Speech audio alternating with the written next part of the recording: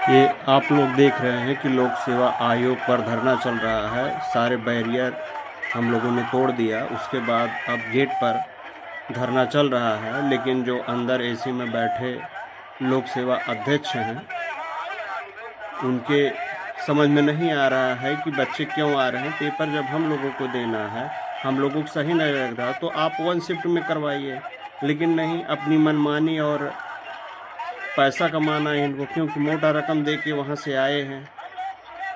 और जहाँ तक कहा जा रहा है कि अमित शाह के आदमी हैं, इन पे ये क्लेम लग रहा है।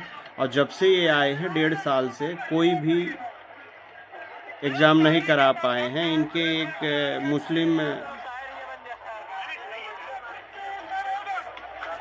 कार्यकर्ता बोल रहे थे भाजपा के कि हमने इस आयोग से 7 लाख नौकरियां दी हैं। तो 7 लाख कितना होता है, इसमें कितना जीरो होता है, इनको पता नहीं होगा। हवा में ही अफवाह उड़ा देते हैं कि जैसे योगी जी जाते हैं कहीं पर बोलते हैं हमने 10 करोड़ नौकरियां दी। अब अगली इस पंचवर्षीय योजना में इन्होंने कोई भी ऐसा काम नहीं किया। सिर्फ एक ही काम किया कि अयोध्या मंदिर निर्माण और कुंभ निर्माण। बाकी दोनों सीट हार चुके हैं। इनके समझ में अब भी नहीं आ रहा है ये बात।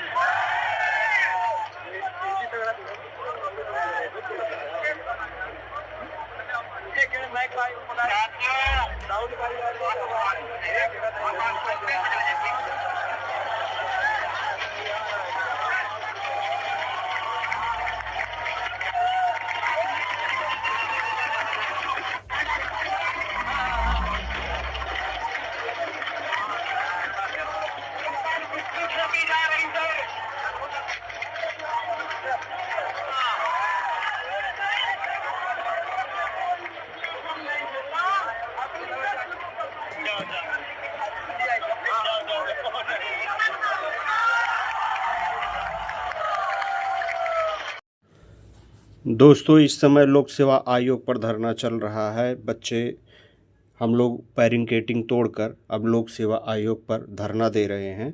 आइए वहां का आपको कुछ अपडेट दिखाते हैं।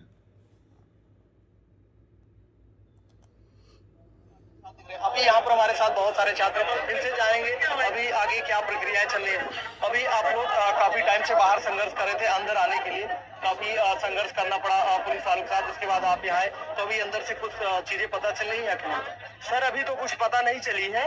अभी हम लोग ट्राई कर रहे हैं कि हमसे बात की जाए। आयोग के अध्यक्ष महोदय से कुछ आंदोलन एक जन आंदोलन बन चुका है, जैसा कि विज्ञापन जब जारी हुआ आज ऐसा पहली बार एमपी, दिल्ली, बिहार और जो सटे हुए राज्य हैं उनसे भी विद्यार्थी आए हुए हैं, जिससे कि आज ये भीड़ अभी तो आधे लड़के आए हुए हैं। अभी इलाहाबाद वाले तो भी आए, अभी इलाहाबाद दाल चावल खा के तब चलेंगे। इसलिए आयोग से हमारा विनम्र निवेदन है कि नॉर्मलाइजेशन खत्म करते हुए 1 डे और एक डे और 1 शिफ्ट में एग्जाम कराया जाए, जिससे कि बच्चों के हित के लिए ही कार्य हो सके। देखा जाए भैया तो आयोग पहले से एक बैरिकेडिंग उधर साइड किया था और यहाँ पर भी पहले से अपना इंतजाम किया था। इस बार देखा जा रहा है माइक वगैरह लगा के रखा, उनको पता था लड़की हो सकता है वहाँ से यहाँ की तरफ कूच कर जाए। सबसे पहले तो विभांशु जी आपका बहुत बहुत धन्यवाद। कम से कम हर बार की तरीके से छात्रों की आवाज आप यहाँ आके उठा रहे हैं ग्राउंड जीरो पे।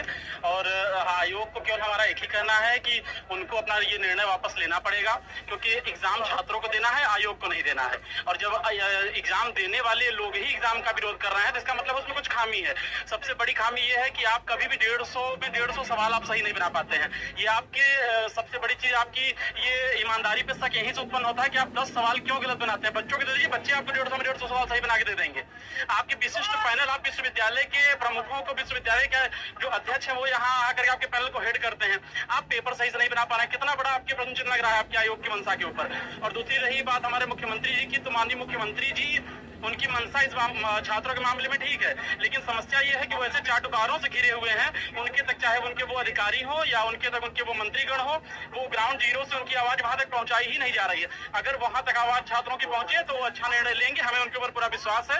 और माननीय मुख्यमंत्री जी से हमारा यही एक अनुरोध है कि आयोग की शुचिता को जैसे सन 2000 के आसपास या 2000 के पहले जैसे आयोग यहाँ पर IAS की फैक्ट्री हुआ करता था वो ये बने, और फिर से यहाँ पर इसकी शुचिता को जो सवाल उठ रहा है वो खत्म हो।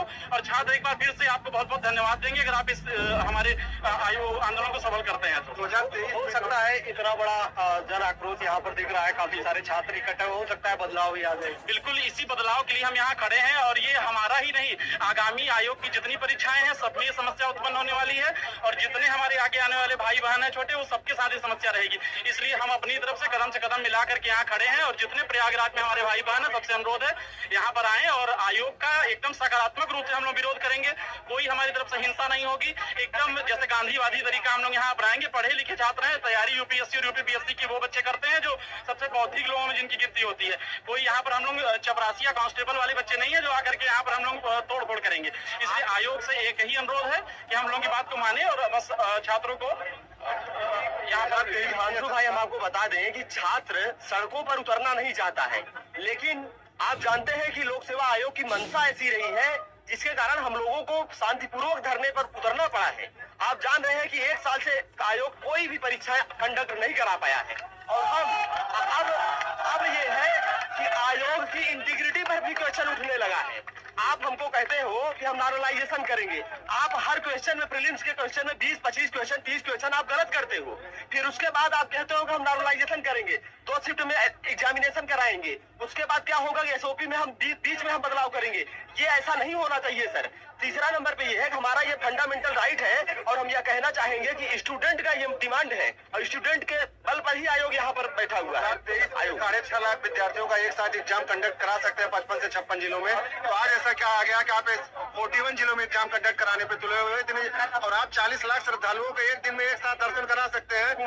5 से 6 लाख विद्यार्थियों का एक साथ। मंत्री जी यहाँ आए हुए थे फूलपुर में, और मुख्यमंत्री जी का फूलपुर में शुरुआती भाषण यही था कि सरकार जो होती है वो आम नागरिकों की समस्याओं के समाधान के लिए बनती है, उसमें युवाओं को समाधान करना है, उनका हित करना है, उनका अनहित नहीं करना है। तो माननीय मुख्यमंत्री जी अपने जिस भाषण से शुरुआत यहाँ से करते हैं, सामने प्रयागराज में कल उनका भाषण हुआ है, आज छात्रों के साथ अहित हो रहा है। तो इसमें सरकार क्या कदम उठा रही है? ऐसा भी नहीं कि आज ये पहला दिन है, इसके पहले कई दिन छात्र यहाँ पर इकट्ठा हुए अपनी मांगों को मनवाने। बिल्कुल, और हमारा यही कहना भी है, आयोग से भी कहना है और सरकार से भी यही कहना है कि छात्रों का ये पढ़ाई का समय है, छात्र अपने, और इस समय ऐसा समय है कि आप घर पे भी रहेंगे तो आप नहीं पढ़ पाएंगे। ये ऐसी स्थिति बाहर बनी हुई है।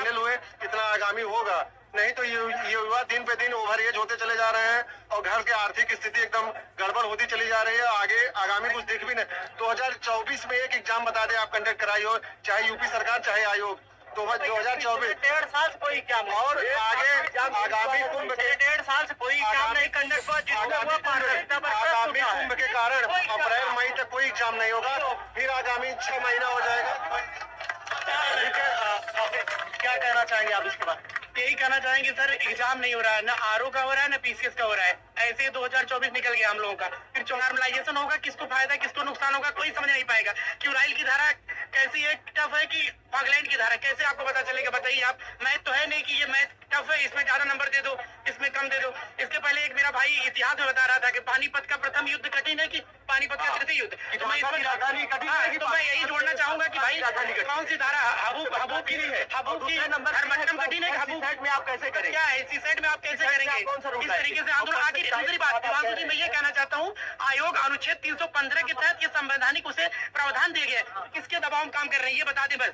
किसी के दबाव में नहीं। सरकार भी कुछ नहीं कर सकती। अगर ये अपने हिसाब से काम करे, सरकार भी इनको हटा नहीं सकती। संवैधानिक प्रावधान मिला है, लेकिन किसके दबाव में काम करे, किसको लाभ पहुंचा रहे हैं, बताइए। देवांशु जी, मैं कहना चाहूंगा, आयोग जिस मुद्दे को बताया है, जिस कारण को बताया है कि हम सेंटर नहीं मिल रहा है, और सब ये बेबुनियाद बातें हैं। पहले जब नोटिस वायरल हुआ था उसमें काफी ज्यादा संख्या में सेंटर बताए गए थे जी, 56 जिले में बताया था, फाइनली 41 डिस्ट्रिक्ट को बताए हैं। तो क्या उसके बाद जो 34 जिले बच रहे हैं वहाँ प्रशासन नहीं है? आप तो खुद ही बताए। और एसओपी को फॉलो कर रहे हैं। ये संवैधानिक संस्था है, एसओपी को फॉलो करने के लिए बाध्य नहीं है। अगर छात्र हित में कोई निर्णय ले रहे हैं तो एसओपी को सेकेंडरी रख सकते हैं। अगर आप एसओपी को ध्यान से देखेंगे तो उसमें लोक सेवा आयोग, यूपीएससी, इन सारी